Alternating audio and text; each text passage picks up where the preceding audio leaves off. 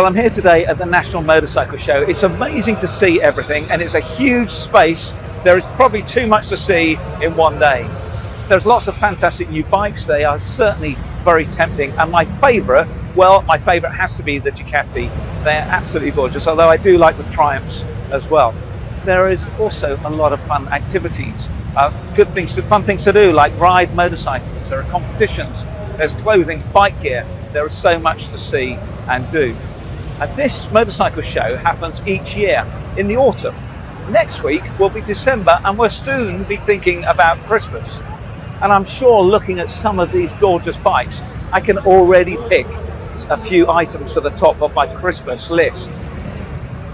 I wonder what you've been thinking about for Christmas. And I wonder whether you've ever thought about, why do we give gifts at Christmas time? Where did this all start? Some of you might think that it was St. Nicholas or Father Christmas, but it actually dates back a long, long time before that.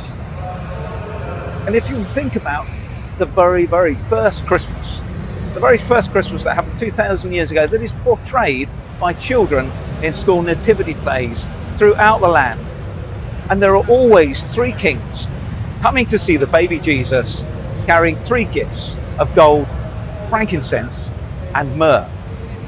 Now, I don't know if you've ever read a book and then watched a film based on that book and thought to yourself that the film wasn't really the same as what you read in the book.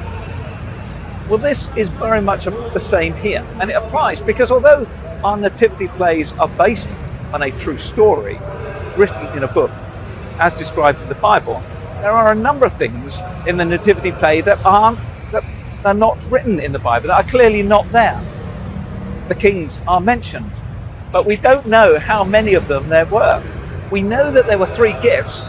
We know that there were more than one king. There could have been 10 of them, for all we know. And they weren't kings either.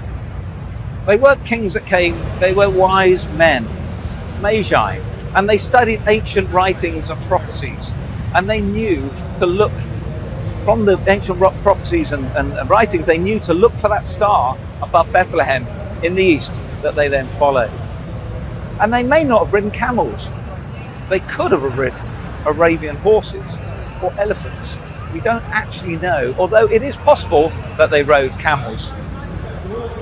And they never saw Jesus as a baby. It was a while later when they arrived. Jesus would have been, well, probably about 2 years old. And then just think about it. Why on earth do you think that gold, frankincense and myrrh are good gifts to give to a 2-year-old child?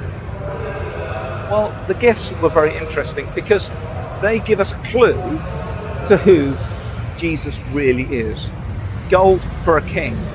It was clear that the wise men travelled such a distance to see a king. It's easy to forget that when we see the nativity scenes, the sovereignty of this great king, the greatness of this baby, and the impact this baby has now had across the world over 2,000 years later. And then frankincense and myrrh point very much to a later time in Jesus' life and his willingness to become a sacrifice. And this very much points to the Easter story and what Jesus did for us all there. Jesus Christ, the King who lived a perfect life, choosing to take on the punishment for our wrongdoings.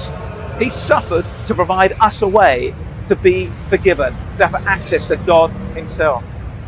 What Jesus did when he died tells us that he is the ultimate gift from God. And although here at the bike show, compiling my Christmas list, as I think about Christmas time, it does lead me to thank God for this amazing Christmas gift in Jesus Christ.